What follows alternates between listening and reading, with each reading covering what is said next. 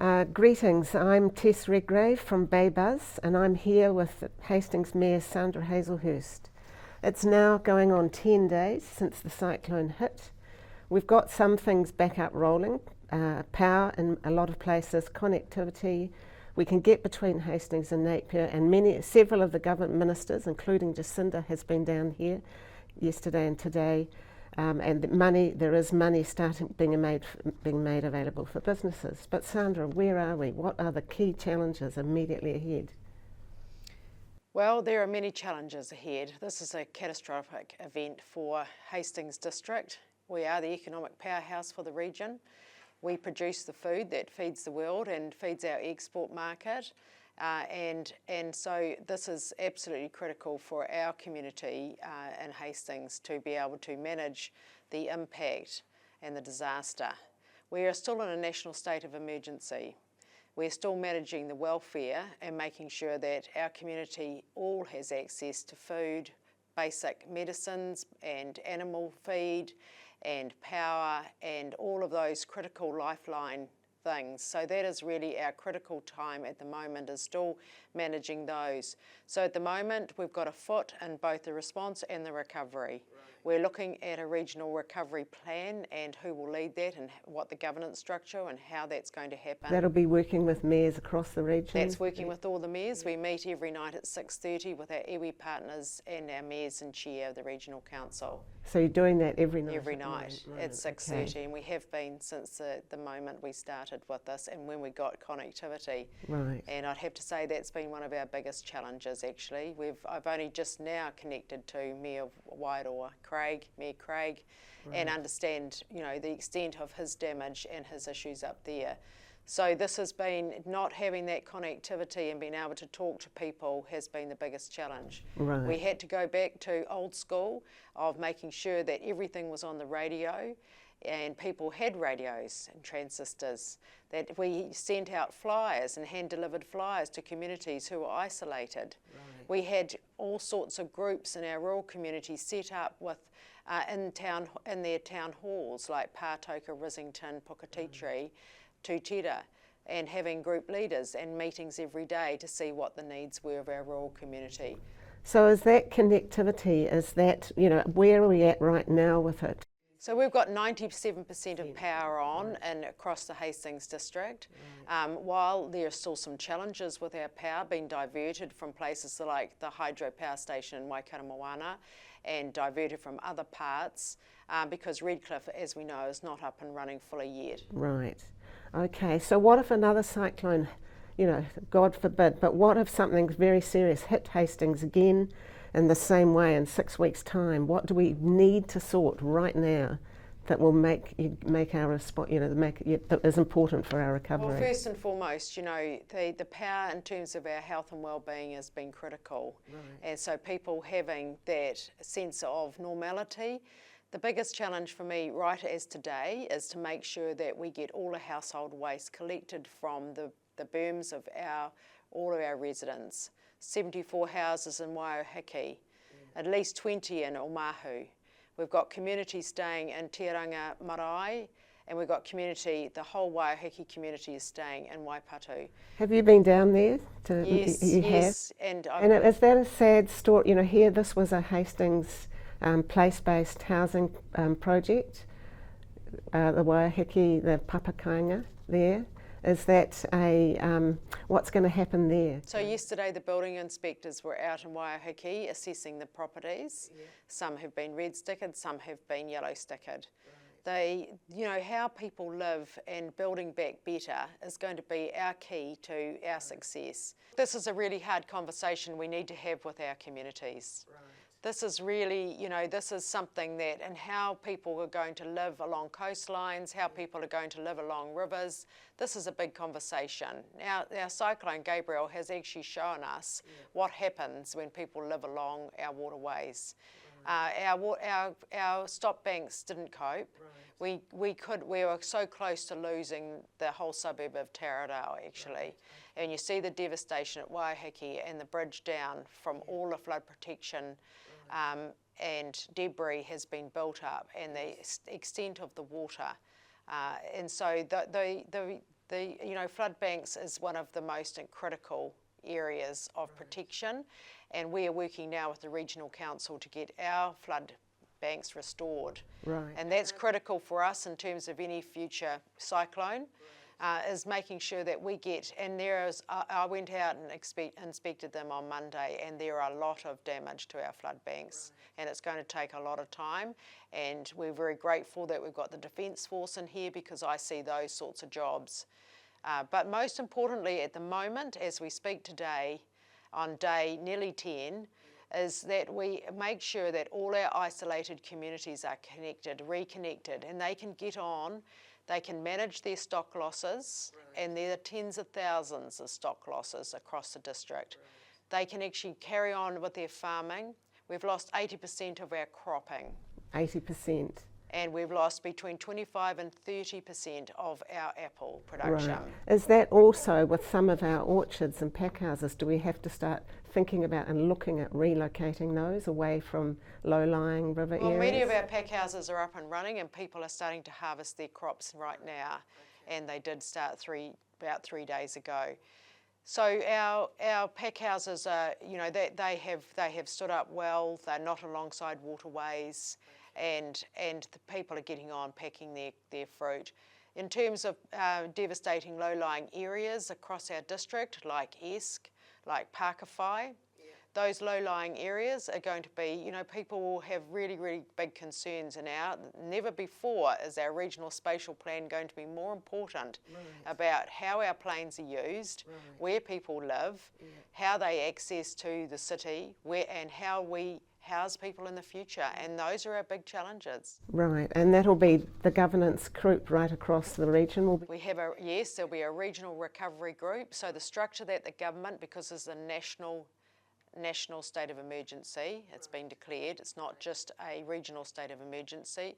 So the structure that we've heard from the Crown is that Minister Grant Robinson will be leading the national state of emergency. Then there is Minister Nash for our region, who will lead our regional state of emergency for Hawke's Bay. And then under that, all the mayors and chairs and all our iwi partners will be part of a recovery plan and how we rebuild. But our focus and our message to the Crown is that we want this to be led by Hawke's Bay leaders.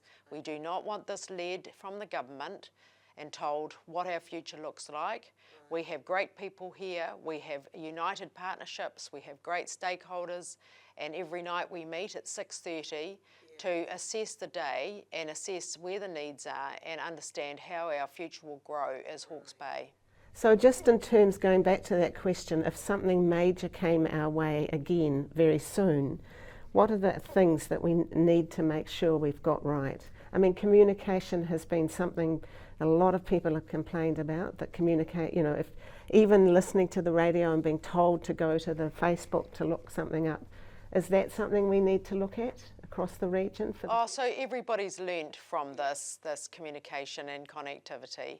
And when the biggest part is why didn't we have any connectivity, and why didn't we have internet access, and why didn't we have phone coverage?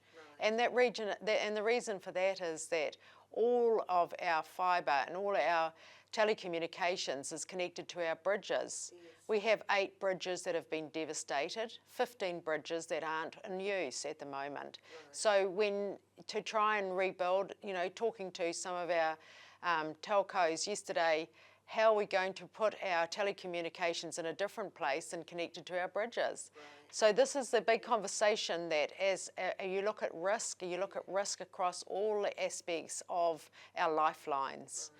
And everybody plays a part in that, from the power providers, the connectivity providers, the telecommunication providers, the housing providers, and that is lifelines. It's about our people first, and it's about the well-being of our people. So this is a big wake-up call for Hawke's Bay. Look, this is more than Hawke's Bay. It started in the north, in Northland. It moved down to Auckland. It then went into the Coromandel, and then it came down the east coast, Tairawhiti, and none of us knew how much Hawke's Bay was going to be hit. But this is a chance. We've been offered it. Yeah, there is a chance now. Huge opportunity. Massive opportunity for us to look at things differently, and us to understand risk, understand industry, and what is our future for Hawke's Bay. And how do we diversify into different industry? And how do we look after our existing beautiful crops that we've got? And the most devastating thing to me when I was out and about in our community over the last 7 days is to see the devastation to our fruit trees. We have 3 days to get the river silt away from the fruit trees, because it isn't about this year's crop, it's about the health and well-being of those. And what needs to happen, and that's why 3 days? Because the river silt has, and if you, like Omaranui, Pukitapu, all of Pakawhai, Esk, you see all the fruit trees in those areas, they're all devastated. But some can be saved, but you have to get the silt away from the fruit trees. Last night I welcomed 140 volunteers from Auckland who have come down with their shovels. So this is the sort of work that is going to be carried out, because our orcharders are working frantically to save their trees for future. So the trees will start to die if that's... The trees start to die, yes. Right. Okay, so it's really urgent to get as many volunteers out there as possible. Yes, now. yes. People are helping in maraes. We've seen, people now removing the cladding from the internal parts of maraes. They're moving the internal linings from houses and homes and drying their properties out. And so this is all part of the massive clean-up and restoration. So what's been the hardest for you personally with this whole week? Just making sure that we reached everybody. The challenge that we've had is that we had isolated communities, and I think of when the Risington Bridge is out, which connects to Risington, Pātoka, Pukatitiri, and making sure that all of those people, and then we were worried about Lake Tūtera because we had no contact with our rural community partners in Tūtera. So these are the challenges that I have personally faced, is not being able to reach everybody and make sure everybody had the basic needs. So you were trying to talk personally to these communities, or? Yes, and we have daily meetings with the Rural Community Board, because we have community elected members in each of those communities. Are you still worried about this number of around 800 people unaccounted for? Well, we'd like our community please to advise the 10-5 number when they have found their loved ones, because that has been a huge issue for us. And that's still a huge unknown out there in the community, I think, for people. Yes, it is, and that was the hardest part for me in the first day at the Civil Defence Emergency Management, setting up there, and just the community coming in because they could drive, and just saying to me, Sandra, I can't find my sister or my brother or my mother. And it was absolutely terrifying to think, and all we could do is take names and numbers. Right, and that's still going on. There'll be families out there who have someone missing? Well, I think the police have been working, we've had 150 extra police come into the area. They're working really hard to get on top of those, but we need the intel from our community. Have you found your loved one? Because that's been the biggest challenge for us, is trying to find everybody. The other challenge for me, though, was that I had to sign as the Mayor the state of emergency early hours of the morning, last Tuesday morning. And I couldn't come into my office, and under the legislation, the Mayor has to sign the state of emergency. I'd seek the advice early in the morning, early hours of the morning, from our officers of what was happening, particularly around the speed in which the water was coming down the range, from the ranges into the rivers. So what time was that you signed it? We signed it, Mayor Kirsten and I signed it together. I think it was just after 4 a.m, but our conversation started at 2 a.m. But Kirsten was in Napier and you were, logistically, how did that work? Or were you both in the... No, we both signed separately. We have a declaration for our district and the Napier City. But we decided that it was a time to do it together, and we could see, because all our rivers interconnect, and our most vulnerable communities. And that was a hard moment for you? Oh, it was very, very hard. Yeah, just what, you'd never had to do that? Never in my life would I think of that, having to do that. Okay. And my last question really is, how do we deal with people's morale in Hawke's Bay at the moment and going forward? I've just been looking at our cancelled events. Sting concert cancelled, Horse of the Year cancelled, Triple Peaks cancelled, New Zealand Royal Ballet Tour cancelled. We can't go up the peak because there's a lot of debris and destruction up there. We can't get out onto the coast because there's a rahui. And so how are we going to keep people feeling confident and buoyant going forward? That's another big issue, is it? So the reason first and foremost is that we've lost lives. Yes. People have lost their homes, they've lost their whole contents of their house. Some people are insured and some people aren't. So first and foremost, we have to acknowledge the loss that this cyclone has brought and the devastation it's brought to our community. While we sit in a beautiful sunny Hastings day today, having a nice cup of coffee, there are a lot of our people that haven't got that. Secondly, the reason why the events are all cancelled is because the pressure and on our accommodation.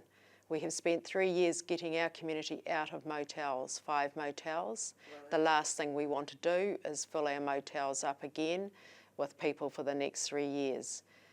We haven't got the accommodation for 20,000 people coming in for a mission concert or a Horse of the Year.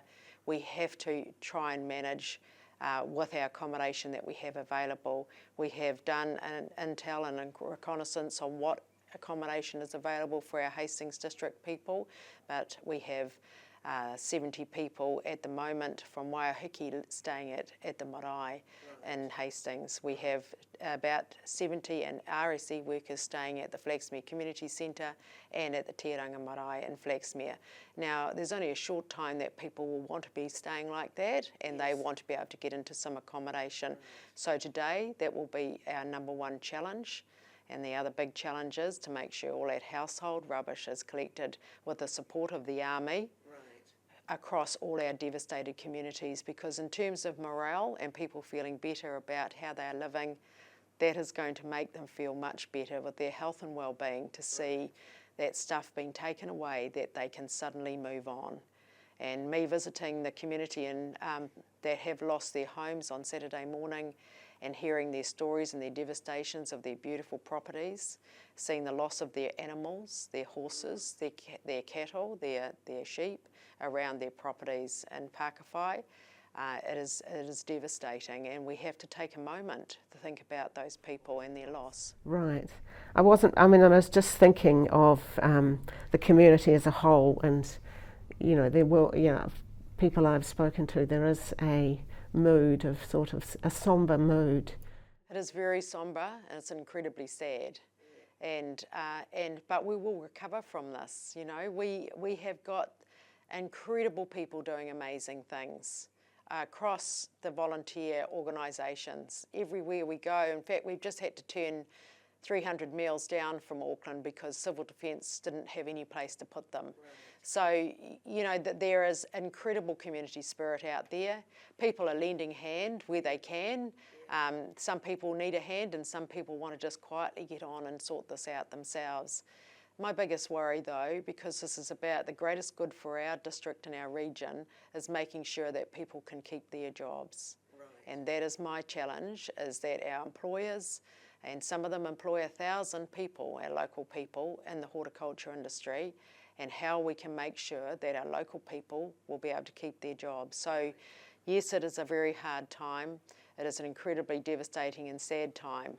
But we will recover because we've got dynamic, incredible people here that will help us.